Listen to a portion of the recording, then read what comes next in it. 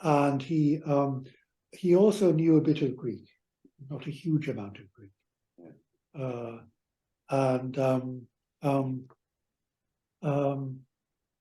You know, he was very rustic. And he does talk about, you know, Berber words and so on now and again. So he probably knew at least a bit of Berber. But then again, he had middle-class parents, and if you had middle-class parents, did they make you talk Latin all the time, or did they allow you to talk the language of the local language? We basically don't know anything about that. For example, you know, at the Augustine says, when we speak, what does it seem to you we want to accomplish? So this is sort of saying, well, what is speaking about? You know, if you speak to somebody, well, you utter some words. These words cause the other person to do something, or maybe not to do something. They may also cause to the other person to utter some words to you. So, you know, there is quite a lot of intricate stuff going on. And Adeodatus says, so far as it now strikes me, either to teach or to learn. So this is a bit surprising, because you know, when we speak, what does it seem to you to want to accomplish? I mean, you know, if you're in a restaurant and you say waiter, then you would hope it would cause the waiter to come over to your place and take an order, but you're not actually teaching the waiter anything. So it's a bit of a thin description of what people do with words. But it's also a very, you know, but those two, teaching and learning, are part of the, you know, important relationship that Augustine had with his son. And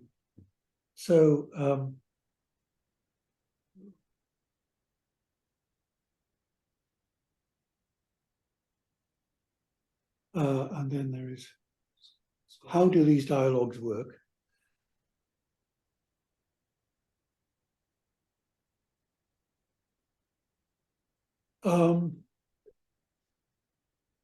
Why a dialogue like this? Well, firstly, you notice that the dialogue starts with asking a very general question. Why do we speak? And Adeodatus responds by saying, either to teach or to learn. So the starting question has now become two slightly smaller questions. That is, why do we teach and why do we learn?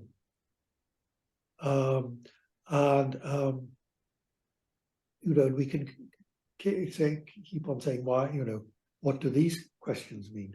But the important thing is that it's, you know, you start with a big hard question, and you and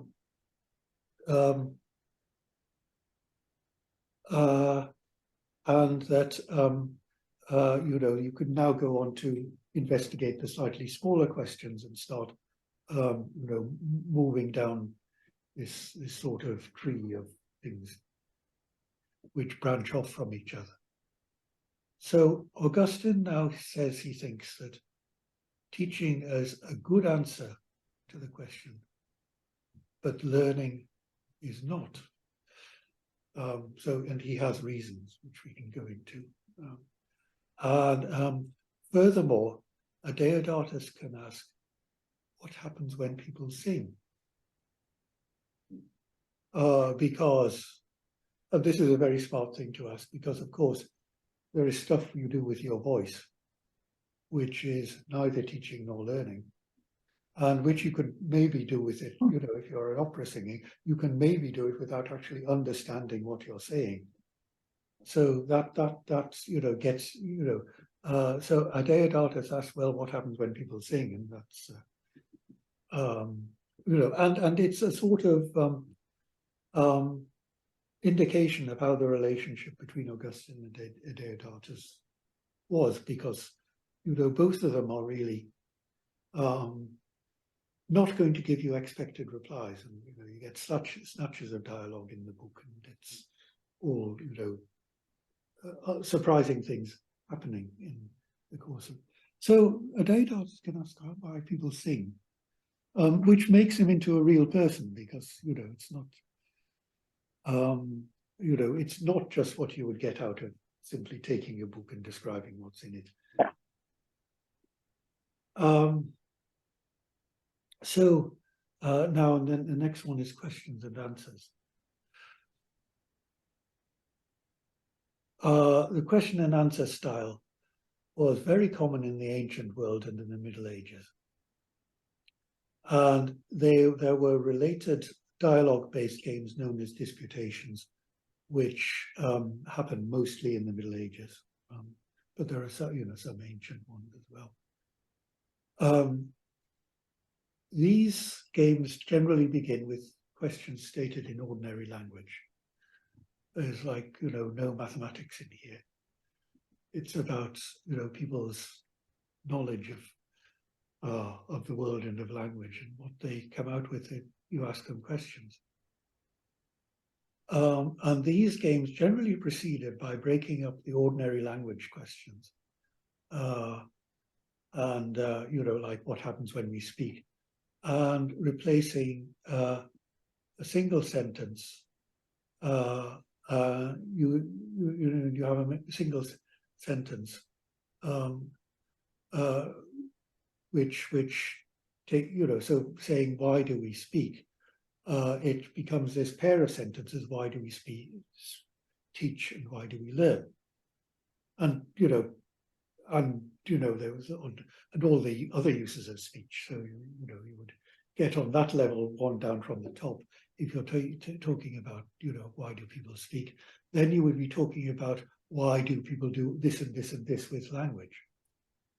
And once you get down doing that, I mean if you say why do we teach, then that has a lot of other vocabulary which you have to bring in to say actually explain what teaching is. So the procedure could well go on by breaking the smaller sentence as the result, from breaking up the sentence that's we begin with. And if you look at this book, The Teacher, then it is full of such transformations of questions from one question to a series of other simpler questions.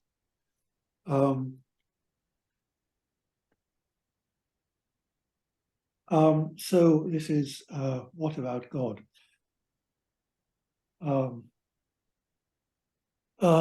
Augustine says, how do we suppose we learn after all, if not when we ask questions? And Augustine says, even then, I think you only want to teach. I ask you, do you question somebody for any reason other than to teach what you want to hear? So, so if you say, what is teaching? Then you are expecting your interlocutor to come out with a description of teaching. Because this is how the what is game works, that if you say, what is a frog? Then I'm expecting you to say, a frog is this amphibian with long legs and, and gills and so on. So, so do you question someone for any reason than to teach him what you want to hear? So if you say, what is teaching, then you have learned something, which is that I want to know what teaching is. And then based on that,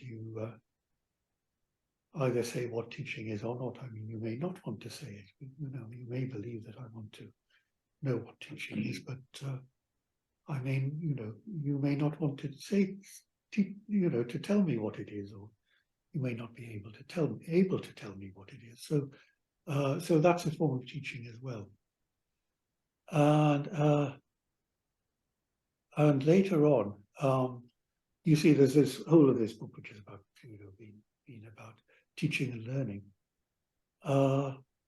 Deodata says pretty much at the end, we certainly speak while we're praying, and yet it isn't right to believe that we teach God or remind him of anything.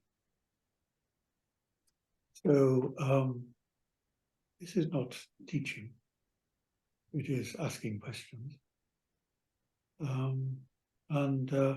You know, there is a whole different way of using language, which is asking questions and what you expect of asking questions.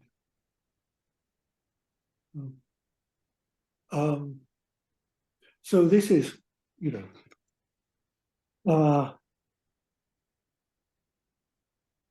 so anyway, this is basically a summary of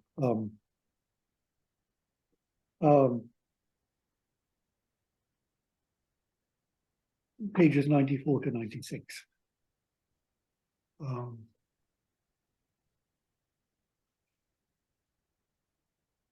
Which I thought would be about enough for today. So, any questions about this? How does this strike you?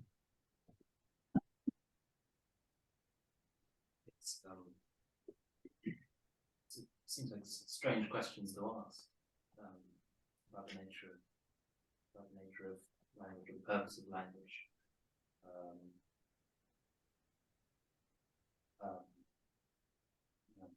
And to sort of say that that everything in conversation can be summed up to some that is a desire to teach or a desire to learn. Yes. Or a desire to learn. Yes. Yes, I think that is a bit strange. I don't know whether he rather, you know, I mean, if I were to re-explain this, I would say, well, you know, here is teaching and learning, and this is how teaching and learning is, and teaching and learning is a part of our use of language. Very often, conversations we have at home, we might say, "Are you ready to go shopping?" Yes. The answer might be yes or no. Yes. Well, that's teaching you something, isn't it? Yes. You're learning something. Yes. By asking this. Yes. Say it comes from. Yes, that's certainly true. I can see that learning, you learn all sorts of little things, not necessarily about the nature of God. Yes. Yes. But about your yes. daily life, you are learning. Yes. Something Yes. Else, yes. Yes. Oh, you could be instructing or commanding, couldn't you? Could be, but you wouldn't do that in a domestic setting, no, not would domestic. you? well, not in certain, not in good domestic settings. But you could be, yeah. Yeah. Also, I mean, the thing is, in the exchange, whether you're the learner or the teacher, it's that exchange that creates a sort of combustion, doesn't it? It is, yes, yes. Yes. So, yeah, is it defined by one or the other? Yes. And also when we formulate a question, you know, we might realize something in the process of formulating the question. Absolutely, yeah. Reminded. Yes. Yes. Talk loud. Yes. Can you all hear us? Yeah. Not very well, actually. Can you speak up a bit, Okay. please? Yes. Thank you. I'm just struck by the idea of you could be what Augustine might be revealing to us. I don't know if this is his intention or not, but the idea of, you know, asking a genuine question or asking a loaded question, you know, and I don't know if I quite heard your question right, Graham, but, you know, if it could be a loaded question to say, do you want to go shopping? And it might be that you have learnt there is only one correct response to that. Yes, yes. Namely, it's your turn to go shopping. Yes, exactly. So I don't know if that's his intention, but I think the subtleties of language and the way in which it can be used like that is interesting, because then, you know, the reverse of that is, how do we make sure that the questions we ask are genuinely questions where we're prepared to receive any number of possible responses and we're not just looking for the correct one. Mm.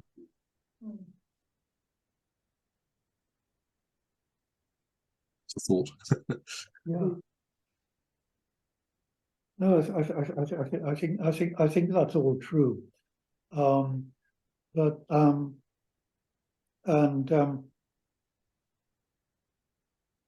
you know, and Augustine was very good at language. I mean, he's probably one of the great philosophers of language. And you know, when he's talking about this, you know, and Deodatus was very smart. He was a young genius, so, and Augustine was a bit in awe of him. And Deodatus could ask really very, very good questions as well.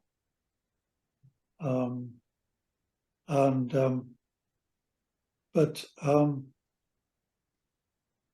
I think also that one of the things about teaching, you know, when people do it for, not for a specific goal, but just because they like teaching to each, you know, because they like talking to each other, that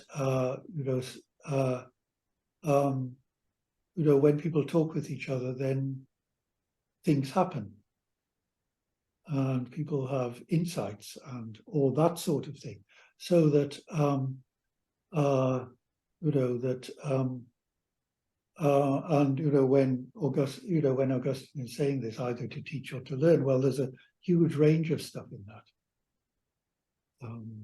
which you know, which you can find out by reading him a lot. But he you know, he truly was one of the great philosophers of language ever, I think. I'm very struck by the discussion on page 94 and 95 about singing, because Deodatus says, just between 25 and 30 on page 95, I would seldom sing to remind myself. I do it only to please myself. But actually, I would say a lot of singing, certainly singing in church, is precisely that, is reminding us. And it's the way in which we remind ourselves, and the church reminds us of things that we believe. And that's why I think singing is so powerful and potentially so dangerous. That's something that's really interesting discussion there. Yes. I think singing is about teaching and learning, even if we're not aware of it, we're not conscious about it.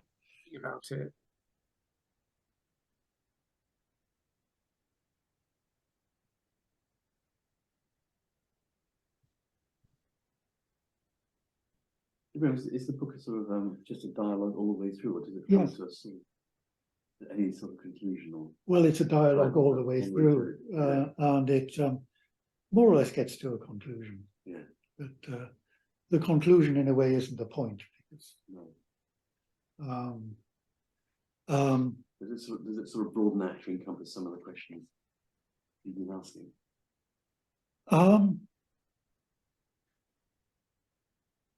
I'm not sure. I mean, I think it broadens out to encompass other questions. Yeah.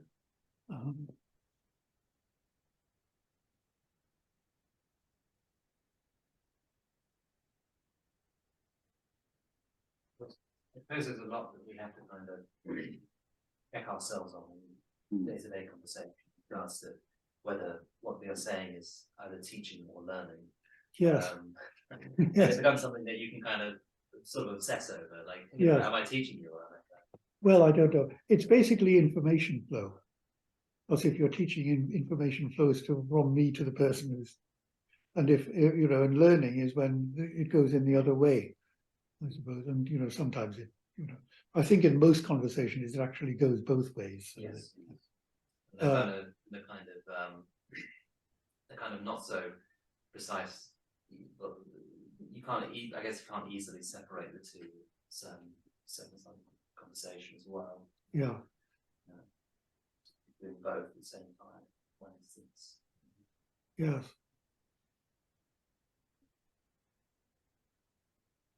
Speaking to yourself, You do that a lot. Well, I do that a lot. Yes, yes, I'm teaching myself, I'm learning myself. What's that about? Teach yourself. You're teaching yourself. Teaching yourself, Yeah. learning and Yes. teaching.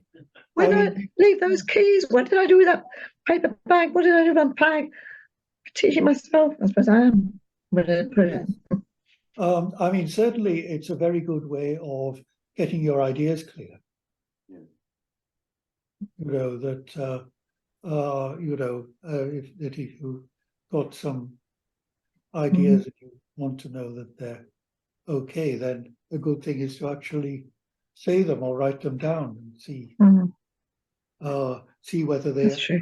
actually make any sense. So there's that talking to yourself, which Yeah, that's true. Thank you. Quite so as I thought. yeah.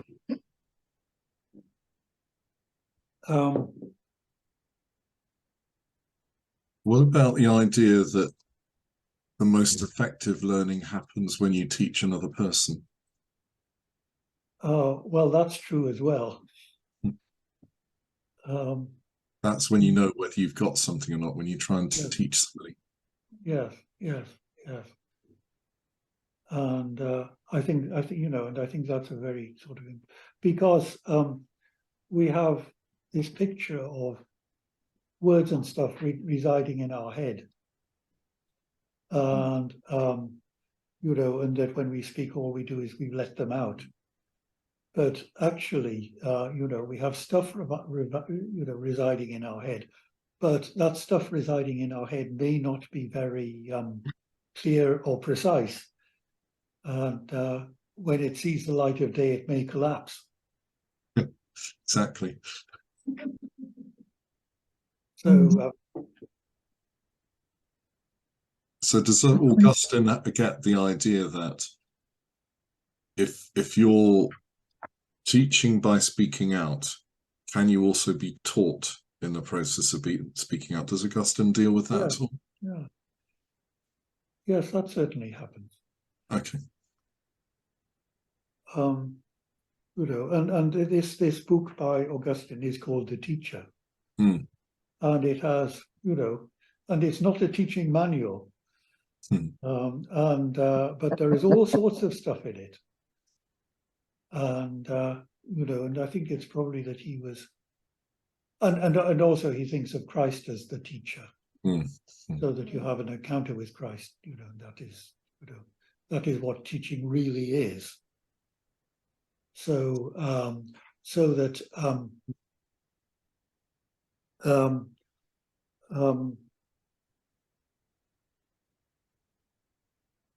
and so that part of it is to say that, well, people might say, well, everybody knows what speaking is, and I'm speaking now, but there is a lot more to speaking than that. Yes. And you may get a bit surprised, and particularly if you're in a conversation with somebody else about the things that come out of your mouth. And the stuff about singing also interesting. Peter finds it interesting. And there is this kind of sense that as soon as you add some level of musicality to your voice, yes, there's a new element in that. Yes, It doesn't necessarily, it doesn't necessarily change the speaking aspect, but it can. Yeah, and yeah. it's just, and becomes very situational there. Yes, Yes. yes. It can change. Family, but it doesn't have Yes, to. yes.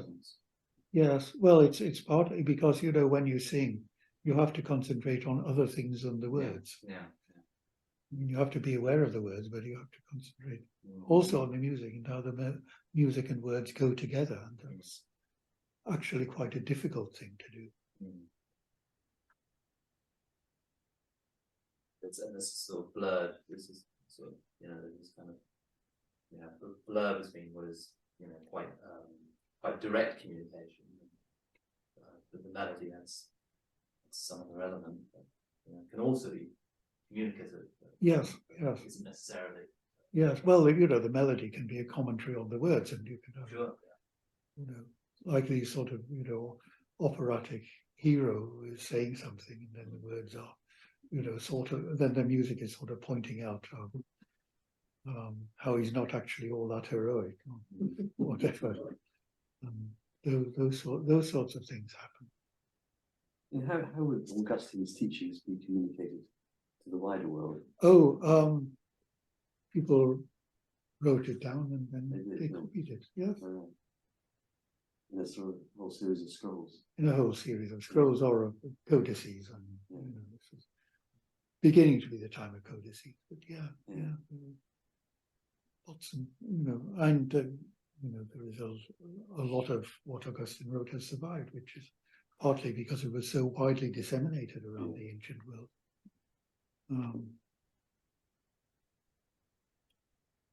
So what happened to his son then? What happened to his son in the end? What's the story about that? He died of what sounds like some infection or other. But Oh, right. he died when quite young. Yeah. Augustine was bereft. So did Augustine actually have this conversation with his son, or is it an imagined conversation with his son? I think it's probably an idealized version of conversations that he had with his son, because you actually do get the son's personality come through, and his, you know, son's intellectual interests and so on and so forth. So did he write other dialogues with his son? that's a good question. He obviously had them when he wrote them. Yes.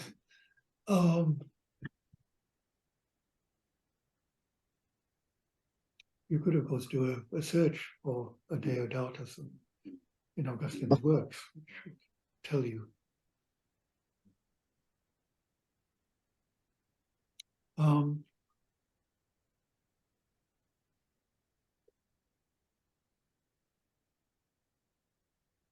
But you know, part of do you want to say a little bit more about what goes on from page 95? Because there's some really interesting stuff about conversation with God on page 95 and 96. Really, it seems to take the thing a little bit further in terms of the conversation you have with God when you're not teaching. Yes. You can't teach God, you know. Yes. Whatever. So. Yes. I mean, you know, one of the things that he's doing, that Augustine is doing, is that, you know, you've got, I mean, what philosophers now call speech acts. That, you know, we've got, you know, you can give an account of what somebody is to talk to somebody else. That I know, you know, X, and then I want somebody else to also know X, so that I say, you know, I say that to. You know, to X, and you know, and X either believes or doesn't, but you know, you communicate your intent of communication, and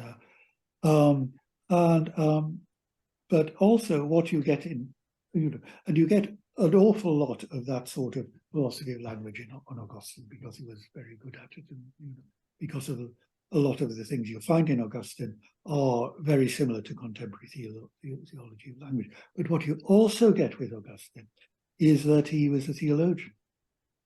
So that we come with this thing of a Deodatus, which, you know, this may actually be Augustine or a Deodatus, and it may be, you know, things which occurred to a Deodatus when he was talking to his father. It would seem that were I not troubled by the fact that we certainly speak while we're praying, yet it isn't right to believe that we teach God or remind him of anything.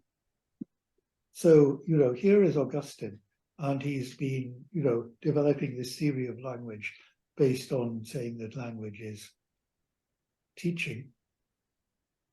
And here he is saying, well, suppose you're talking to God, which you do when you pray.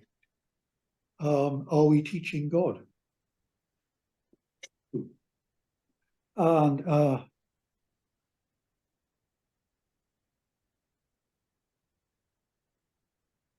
and he says, you know, and then he goes on to say, Augustine says, I dare say you don't know that we are instructed to play in closed chambers, which is a reference to Matthew's Gospel, and a page that signifies the inner recesses of the mind, which is not something that a modern biblical scholar would agree to. But anyway, for Augustine, the closed chambers mean the inner recesses of the mind, precisely because God does not talk or does not seek to be taught or reminded by our speaking in order to provide us what we want. So I think what is going on is that we are, you know, praying or whatever, and that God sees within our minds, and that God sees that we are, you know, attempting to, you know, mentally we are attempting to communicate with God, and then that, you know, God sort of, you know, this is like what a conversation between God and us is. I mean, Sue, when we started, asked about talking to yourself. Yeah. And actually the process of talking to yourself is one where you just work out, as you said, work out in your own mind what you really think, and what you want to do, or how you really feel about something. Because nobody else is going to know, so you can be honest with yourself by talking to yourself. But what this seems to be saying is that prayer is not that. Mm. Prayer is something else, that you almost don't need to say anything. Yes. Yes. Yes. And God does not seek to be taught or reminded by our speaking. So, and then he talks about, you know, the only people who really need to say anything in the prayer is when you're leading public. And then Jesus told us the words to say. Yes. You know, so that we weren't just kind of just reinforcing our own view by pretending it's prayer. Yeah. See what I mean? Yes, it's something like that. And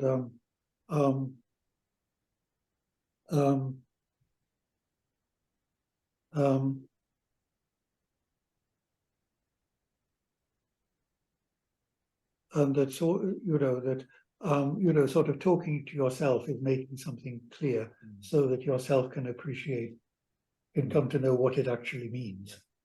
And prayer is sort of making some, you know, in a similar way, sort of making something clear, so that God can know what, you know, what it is that we mean, or what it is that we want. We are the learner in prayer rather than the teacher. Yes, yes.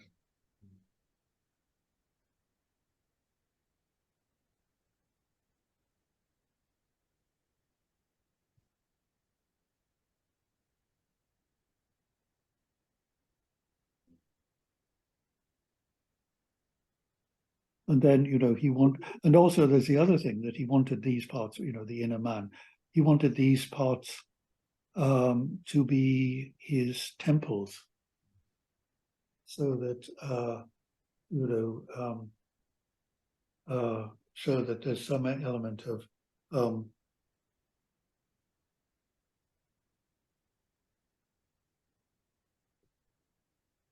you know, wanting God to be present in us, and wanting us to be in a, you know, a suitable state for God to be present inside of us.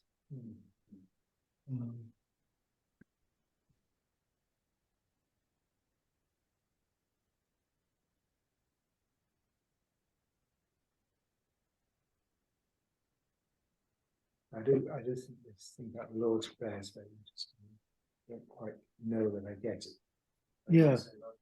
On page 97, so I'm jumping ahead a bit. But first paragraph that Augustine speaks on 97, then doesn't it trouble you when the supreme teacher was teaching his disciples to pray, he taught them certain words. In so doing, what he seems to have done is precisely to taught them how we ought to speak when we pray. These things themselves by means of words. These words are in mind themselves who they should pray. Yeah. To what you pray for. So to pray in a very sense. Pick up one, please. Oh, sorry.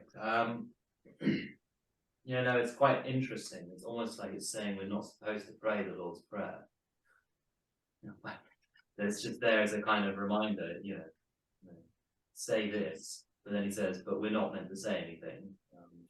Augustine kind of says, well, we don't really need to say anything if prayer is about what's going on in the temple of the mind and the bedchambers of the heart. Yes, but he's interested in the things, and thing is in Latin is there's a word res, which is it can mean sort of tables and coffee cups and stuff, but it can also mean situations, or it can mean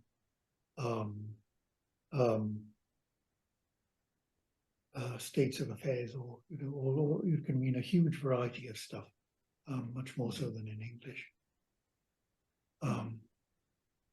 Generally how things are, so that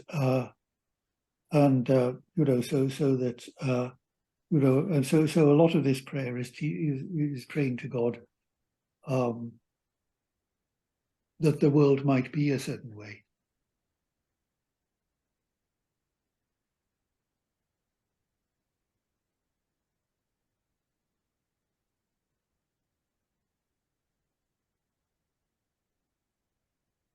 I think I would echo Adatus's words at the end of that.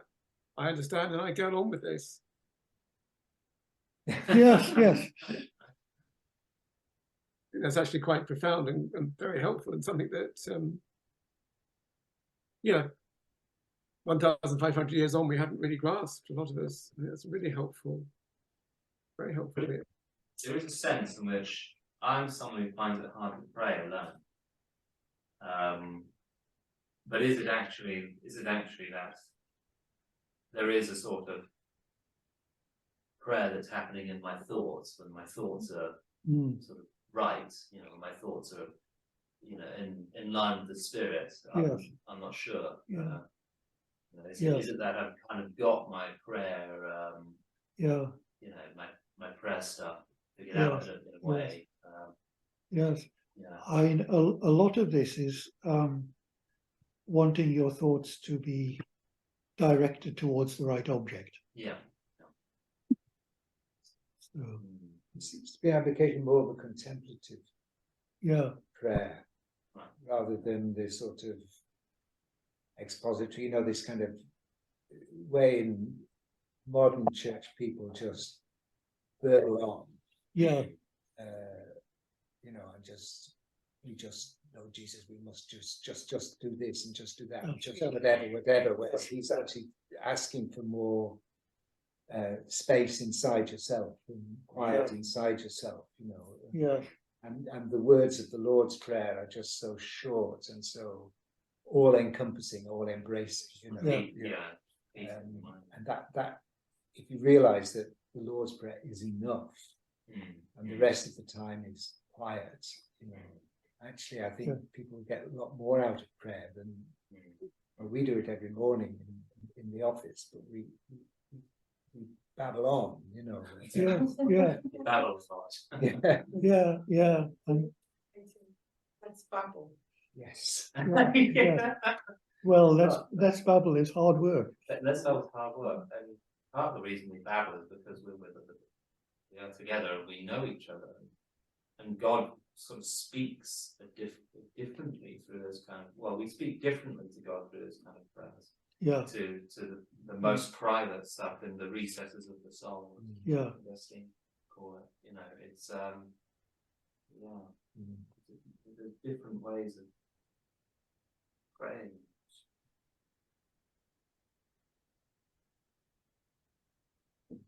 What I do know is I'm not good enough at this. Need to be much better at it. Not good not good enough at the escape from Babel. Yes. I think we're all guilty of that.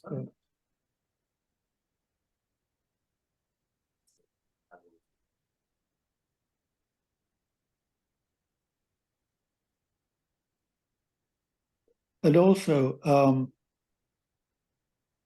this stuff which he talks about, the sacrifice of justice. I mean, you know, the Romans were actually very keen on sacrifice.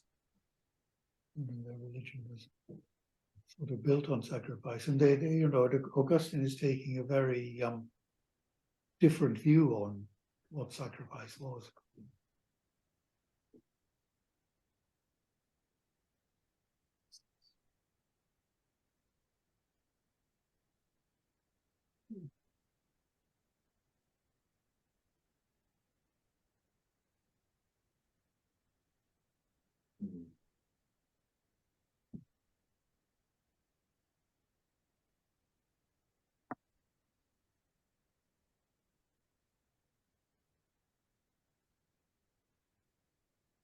You know, footnote 10 is very interesting.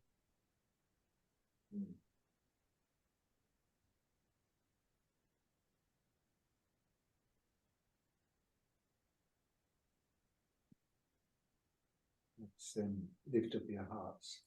Yes. I mean, it's usually translated, lift up your hearts, we lift them to the Lord. Yeah. But habemus is, we have Yes. to the Lord.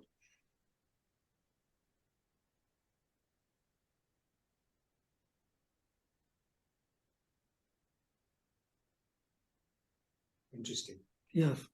I mean, there were obviously already by then it was the common use in the Eucharist.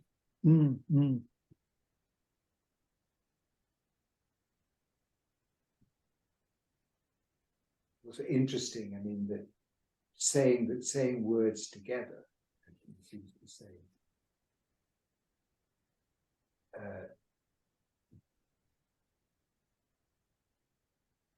There's something important about saying words together liturgically. Yes. Yes. And so set kind of liturgical pieces like lift up your hearts and lift them to the Lord, you know, which we do every Eucharist, you know. Very interesting. It kind of offers two. It sort of offers,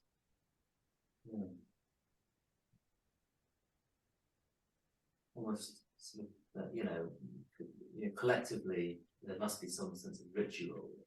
Alone, yeah, maybe you don't have to say anything. This is unusual. That's right. Yeah. I did I think I've probably said this before because I keep saying the same stories, but I had to I gave a talk at Cambridge with this very stuffy group of theologian professors. Yeah. And I was asked to talk about liturgy and justice. And I used the example of there was a massacre in Dili in East Timor. And as it was filmed by chance, there was a journalist there, and they filmed it. And as people were hiding behind gravestones to hide and shield themselves from the bullets, everybody was reciting the Lord's Prayer and Hail Mary to protect themselves. You know, I mean, that's all they could do was recite the Lord's Prayer and Hail Mary. And I used this as an example of liturgy, you know, in a situation of justice.